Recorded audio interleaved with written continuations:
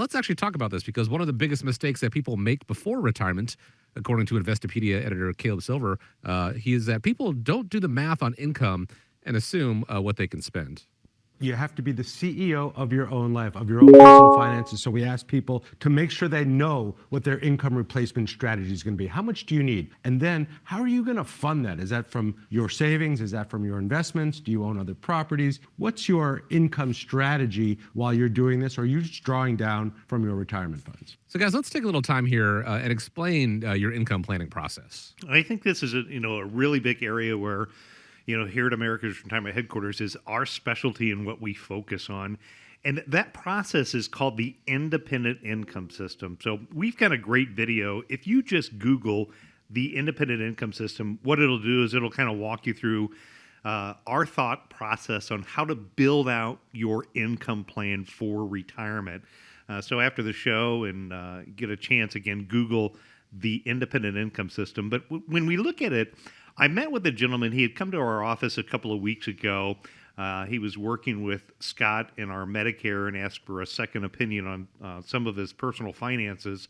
He retired about 2.5 years ago, and what he had is he had all of his money in his 401k.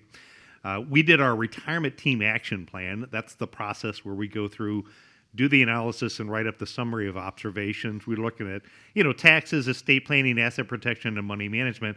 And when we looked at the money management part, one of the things that we identified is his 401k on a scale of risk was what I would consider to be pretty darn aggressive. In fact, it was as aggressive as the overall stock market is.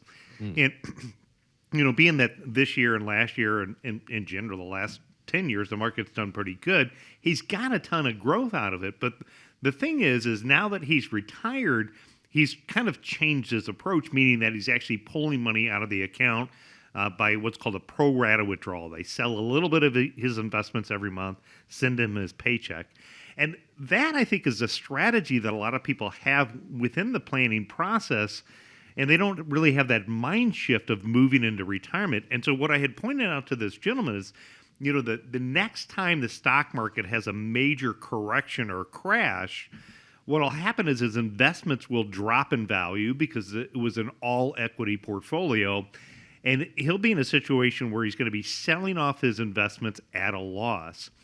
So that process, Chaz, if you want to kind of walk through a little bit more of how we build out the independent income system, is the way to kind of take a look at developing an income planning process. Mm-hmm. Yeah, this is a really good topic, and one of the topics that I enjoy the most because it's, I think, where it's heaviest in the numbers and the calculation, where we can really geek out on some of the numbers and the probabilities of success.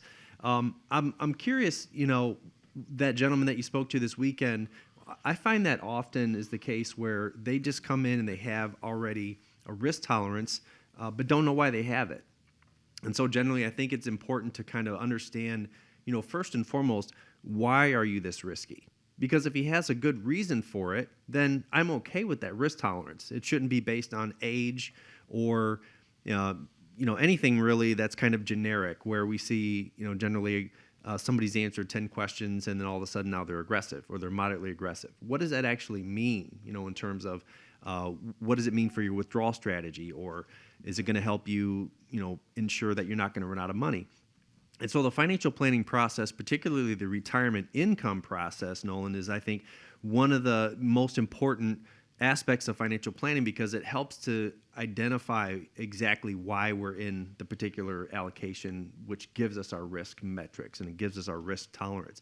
And so again, what we do is determining first and foremost what your replacement ratio is, or your retirement income replacement ratio. Caleb talked about that.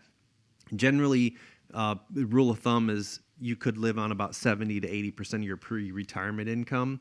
That generally comes from the fact that you're contributing 10 to 15% for your retirement into that 401k. You also will no longer be paying FICA taxes, which are 7.5 to 7.65% for most. And then if you have a mortgage, and if that's going to be paid off by the time you retire. So those are all income outflows that you're not going to need in retirement. And so that's important to know exactly what your retirement replacement ratio is first going to be. And then I also like the fact that he spoke about approaching it like a business. If you're a business owner and you're listening, you understand that every single dollar has a purpose generally when it comes to your business. And is it reasonable and is it necessary? Is it an expense that we want to spend, we have to spend, or we'd like to spend?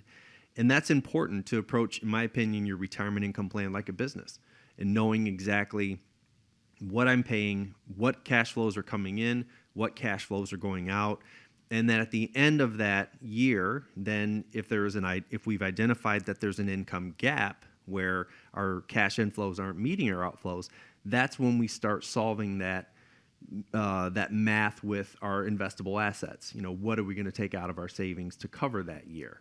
And when you group or bucket several years of cash outflows in different increments, and like a 5 to 10 year increment, we've got a 10 to 15 year bucket. That pretty much informs what the allocation should be, not just the way you answer 10 generic questions. Yeah, good point. It's not just a matter of asking you, are you conservative, aggressive, or a moderate investor? That's really not the right question to ask when, looking at developing that overall income planning process. It's about identifying a specific amount of money that you're going to need and then working it in different series of what is needed now, what is going to be the income needed, say in the next 2 to 5 years. What are you going to set aside in a future pay raise bucket? Having money set aside for long-term growth is typically where equities can be great. Having money set aside in an emergency. A lot of times people will move into retirement and they'll talk about this 4% rule. I can live off of 4%. Mm-hmm. And the problem with that is you still have to have money set aside, because what if the basement needs replaced for drainage issues, or what if the roof needs replaced, or replacing the car? There's going to be things that come up, so you also want to have a bucket of money set aside for those type of emergencies as well. And again, at the end of the day, if you want to learn more about our unique approach of the independent income system, just type that in Google, or better yet, if you want to learn how it applies to your situation, give us a call and we can walk you through that retirement team action plan and show you how to get more confident with your overall plan and what your income planning process looks like. All you need to do to get started is reach out 419-794-3030. Saving obviously towards retirement is a large part of it, but how do you turn that into income in retirement? What is that income plan? Again, if you look up the independent income system, you can find out more about that, what the team at America's Retirement Headquarters does with that, or to see how it works for you. Schedule a time to speak with them. Once again, that number 419-794-3030, or the website is arhq.com.